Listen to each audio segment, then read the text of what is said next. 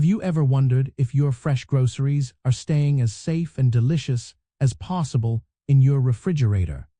It is easy to assume everything is fine, but there is one crucial detail that makes all the difference for your food's longevity and your family's health. The ideal fridge temperature for food safety is 40 degrees Fahrenheit or below.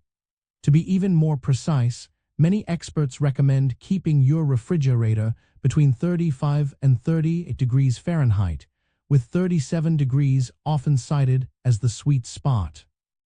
The reason this specific temperature range is so important boils down to preventing the growth of harmful bacteria.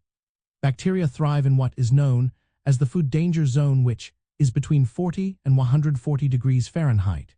Keeping your fridge below 40 degrees significantly slows down bacterial multiplication, ensuring your food remains safe to eat for longer periods. It is a simple science that has a big impact on your well-being. To ensure your refrigerator maintains this optimal range, you should use an appliance thermometer. This is more reliable than just trusting your fridge's built-in dial or digital display, which can sometimes be inaccurate. Place the thermometer in the middle of a shelf and check it regularly, perhaps once a week.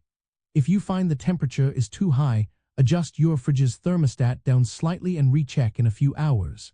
If it is too low, you can turn it up a bit. A small tip from the pros is to place your thermometer in a glass of water before putting it in the fridge.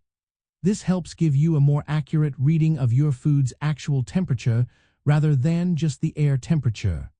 Also avoid overpacking your fridge, as this can restrict airflow and create warmer spots, especially near the door. By keeping your refrigerator consistently within this safe temperature range, you are not just preserving the quality and taste of your food. You are also actively safeguarding your family from potential foodborne illnesses, creating a healthier and happier kitchen environment for everyone.